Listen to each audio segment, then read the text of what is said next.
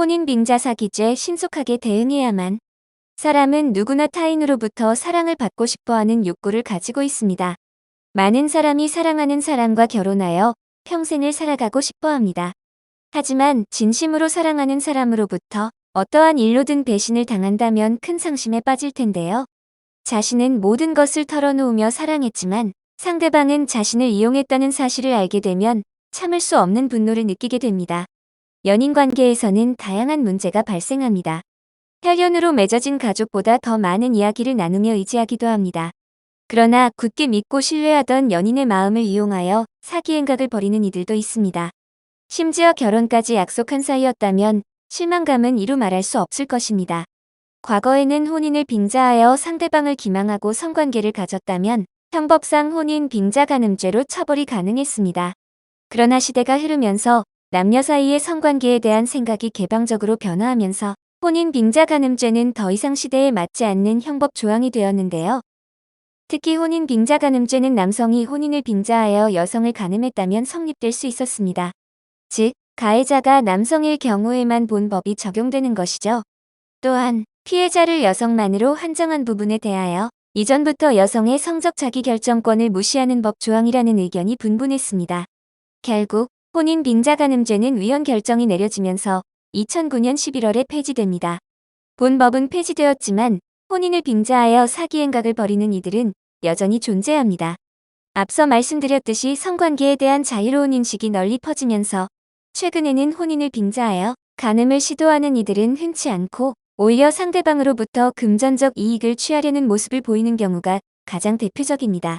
이처럼 거짓으로 혼인을 약속하여 상대로부터 금전이나 부동산 등 재산상 이익을 취하였다면 혼인 빙자 사기죄가 인정될 수 있습니다.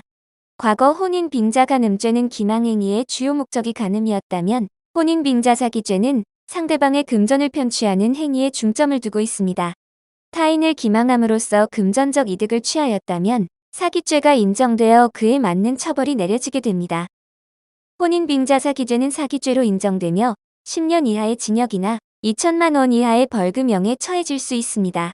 사기죄는 특경법이 적용되어 편취한 금액이 클수록 더욱 무거운 처벌이 내려지게 됩니다. 앞서 말씀드렸듯이 혼인 빙자 사기죄는 상대를 기망하는 행위로 금전적 이익을 취하였다는 사실과 함께 가해자가 고의를 가지고 피해자를 속였으며 피해자에게 금전적 피해가 발생하였다는 점을 명확히 입증해야 합니다. 혼인 빙자 사기는 다양한 수법으로 발생하고 있습니다.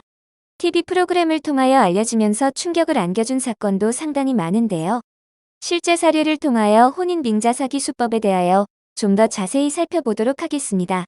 지난 2월에 한 남성 A씨가 사기, 횡령 혐의로 경찰에 구속됐습니다.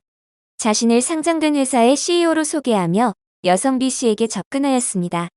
A씨는 B씨와 교제하면서 사업자금, 급한 돈이 필요하다면서 수억 원에 달하는 돈을 빌려간 것으로 확인되었습니다. B씨는 A씨와 결혼을 전제로 교제하고 있는 사이였기에 저축예금, 전세금, 현금 서비스 등 가진 수단을 동원하여 돈을 빌려준 것으로 나타났습니다.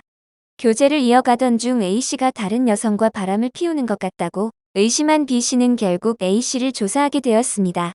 A씨가 대표로 있다는 회사에 전화를 걸었으나 회사에 근무한 사실조차 없다는 사실을 확인한 B씨는 결국 A씨를 사기죄로 고소하게 됩니다. 경찰 수사 과정에서 A씨는 수년 전에도 동일한 수법으로 다른 여성으로부터 금전을 편취하여 수감 생활을 한 전과가 드러났습니다. 한 TV 프로그램에서는 여성 기혁씨의 혼인 빙자 사기 사건을 방영하면서 시청자들에게 큰 충격을 안겨주었습니다. 기혁씨는 남편과 이혼한 후 아이를 혼자 키우면서 경제적 상황이 어려워지자 소개팅 앱을 통해 여러 명의 남성에게 접근하여 동시에 교제했습니다. 기혁씨는 동시에 여러 남성과 교제를 이어가며 거짓으로 결혼을 약속하고 돈을 편취한 것으로 드러났습니다. 기상천외한 수법의 혼인 빙자 사기 행각으로 인한 피해자가 끊임없이 발생하고 있습니다. 혼인 빙자 사기 피해를 보게 되었다면 형사고소와 함께 민사소송을 통한 손해배상 청구도 가능합니다. 다만 위에서 언급하였듯이 가해자의 기망행위와 피해자의 금전적 피해의 인과관계를 입증해야만 사기죄가 성립될 수 있습니다. 사기죄로 상대를 고소하여 승소 판결을 끌어내는 것은 결코 쉬운 일이 아닙니다. 재판부로부터 사기죄 혐의를 인정받기 위해서는 객관적인 사실을 바탕으로 논리적인 변론이 반드시 필요합니다. 자신이 금전적인 피해를 보았다는 사실만으로 상대방에게 사기죄가 성립될 수 있는 것은 아니기에 전문 변호사의 도움을 받아 철저하게 준비해야 긍정적인 결과를 기대해 볼 수 있습니다. 혼인 빙자 사기 사건의 경우 결혼까지 생각할 정도로 굳게 믿던 상대로부터 배신을 당하면서 이루 말할 수 없이 큰 충격을 받게 될 텐데요. 본 사건에 대해서는 민사소송을 통해 정신적 피해에 대한 손해배상도 청구할 수 있으니 전문 변호사에게 형사고소와 함께 민사소송까지 도움을 받아 진행하시는 것이 현명합니다. 형사고소에서 승소 판결이 날 경우 민사소송도 수월하게 진행될 수 있으니 전문 변호사에게 사건 발생 초기 시점부터 자문을 구해 원하시는 결과를 끌어내시길 바랍니다. 반대로 억울하게 혼인빙자 사기죄 혐의를 받는 사례도 발생할 수 있는데요. 연인 관계에서 돈 문제가 발생하여 본 죄 혐의까지 받게 되는 경우도 있습니다.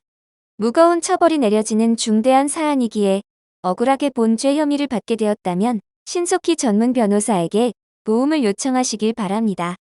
자신은 떳떳하다 하여 안일하게 대응했다가는 실형까지 선고될 수 있으니 전문가의 조력을 받아 신중하게 대응하시길 바랍니다. 법률사무소 AL에서는 전문 변호사가 직접 카카오톡을 통해 무료로 법률 상담을 도와드리고 있습니다. 상담은 24시간으로 운영되고 있으니 도움이 필요한 순간이라면 언제든지 연락하셔서 원하는 결과를 얻으시길 바랍니다. 얼마나 빠르게, 얼마나 철저히 대응하느냐에 따라 결과가 달라질 수 있으니 최대한 빨리 전문가에게 도움을 요청하세요.